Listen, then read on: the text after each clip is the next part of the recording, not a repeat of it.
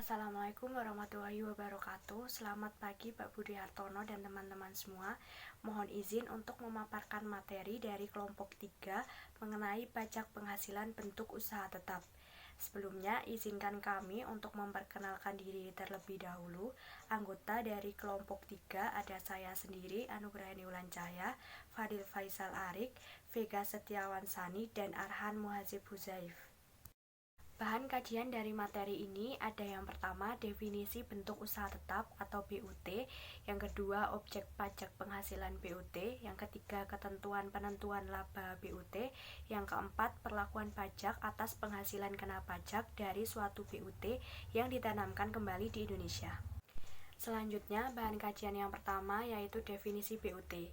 Bentuk usaha tetap atau BUT adalah bentuk usaha yang dipergunakan oleh orang pribadi yang tidak bertempat tinggal di Indonesia.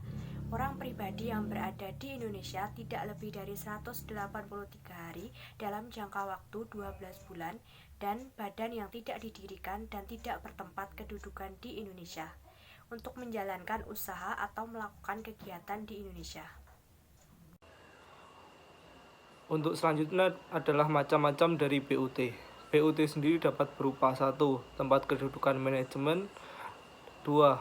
Cabang perusahaan, 3. Kantor perwakilan, 4. Gedung kantor, 5. Pabrik, 6. Bengkel, 7. Gedung, 8. Ruang untuk promosi dan penjualan, 9. Pertambangan dan penggalian sumber alam, 10. Wilayah kerja pertambangan minyak dan gas bumi, 11. Perikanan, peternakan, pertanian, perkebunan, dan kehutanan, 12. Macam-macam proyek seperti proyek konstruksi, instalasi, atau proyek perakitan, 13. Pemberian jasa dalam bentuk apapun oleh pegawai atau orang lain sepanjang dilakukan lebih dari 60 hari dalam jangka waktu 12 bulan.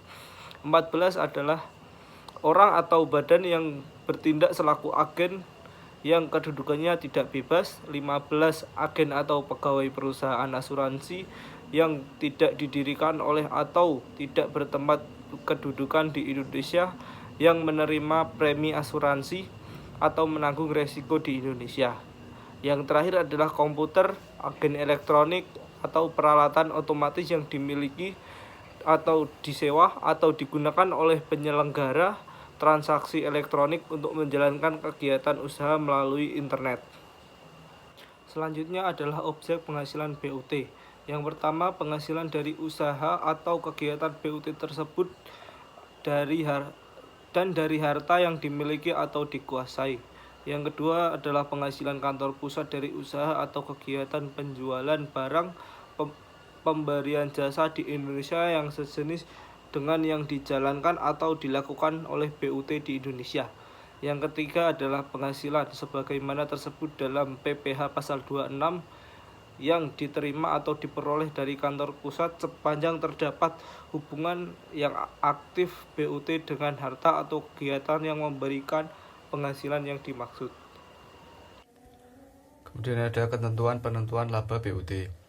Yang pertama, biaya administrasi kantor pusat yang diperbolehkan dibebankan adalah biaya yang berkaitan dengan usaha atau kegiatan BUT, yang besarnya diterapkan Dirjen Pajak. Kemudian yang kedua, pembayaran oleh BUT kepada kantor pusat yang tidak diperbolehkan dibebankan sebagai biaya adalah, yaitu ada royalti atau imbalan lain sehubungan dengan pengguna harta, paten atau hak lainnya. Kemudian ada imbalan sehubungan dengan jasa manajemen dan jasa lainnya. Kemudian ada bunga, kecuali bunga yang berkenaan dengan usaha perbankan. Kemudian ada perlakuan pajak atas penghasilan kena pajak dari suatu BUT yang ditanamkan kembali di Indonesia. Penghasilan kena pajak sesudah dikurangi pajak penghasilan dari suatu bentuk usaha tetap di Indonesia akan dikenakan PPh pasal 26 sebesar 20%, kecuali penghasilan tersebut ditanamkan kembali di Indonesia. Penanaman kembali tersebut harus memenuhi persyaratan sebagai berikut. Yang pertama, penanaman kembali dilakukan atas seluruh penghasilan kena pajak setelah dikurangi pajak penghasilan dalam bentuk penyertaan modal pada perusahaan yang baru didirikan dan berkedudukan di Indonesia sebagai pendiri atau peserta pendiri. Kemudian dua perusahaan baru yang didirikan oleh dan berkedudukan di Indonesia sebagaimana dimaksud pada angka 1 harus secara aktif melakukan kegiatan usaha sesuai dengan akta pendiriannya paling lama 1 tahun sejak perusahaan tersebut didirikan. Kemudian yang ketiga, penanaman kembali dilakukan dalam tahun pajak berjalan atau paling lama tahun pajak berikutnya dari tahun pajak diterima atau diperolehnya penghasilan tersebut. Kemudian yang keempat, tidak melakukan pengalihan atas penanaman kembali tersebut ke paling singkat dalam jangka waktu 2 tahun sesudah perusahaan baru tersebut telah berproduksi komersial.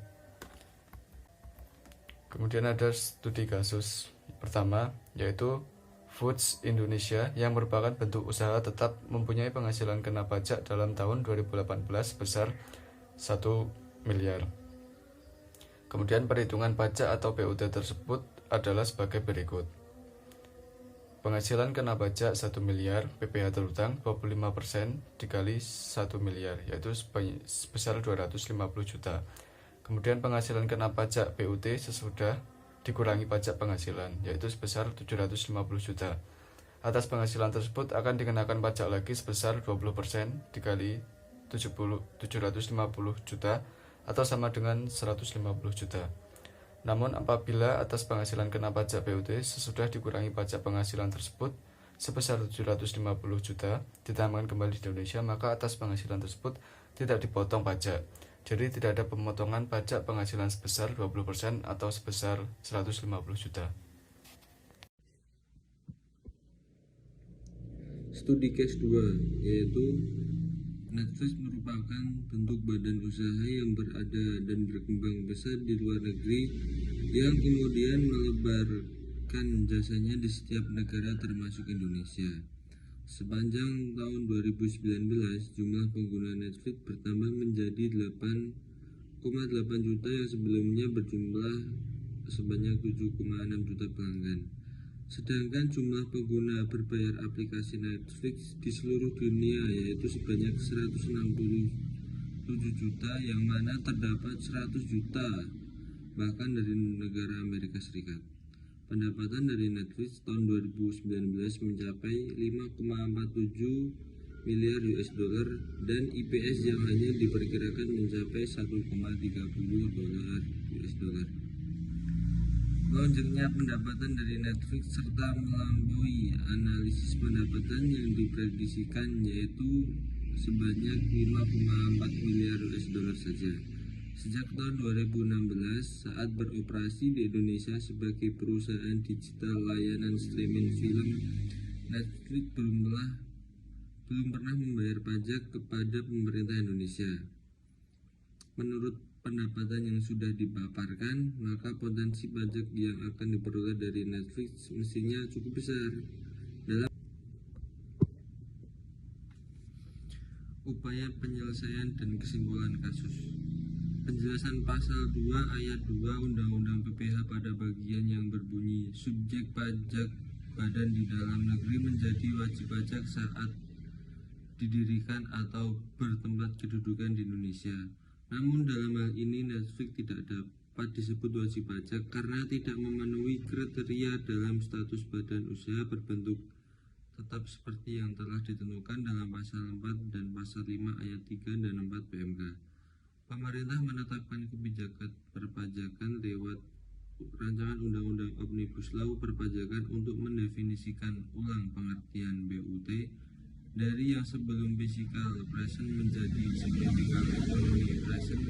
Dengan begitu pemerintahan bisa mengenakan pajak penyedia barang atau jasa yang tidak memiliki keberadaan fisik di Indonesia, meskipun dalam hal ini tidak bisa dikarenakan pajak PPh. Namun di sisi lain karena aturan baru nomor 48 PMK tanggal 3 2020 tentang cara penunjukan pemungut dan penyetoran serta pelapor pajak pertambahan nilai atas pemanfaatan barang karena pajak tidak berwujud dan atau jasa karena pajak dari luar daerah pabean di dalam daerah pabean. Sekian dari kelompok kami, bila ada salah kata mohon maaf sebesar-besarnya. Wassalamualaikum warahmatullahi wabarakatuh.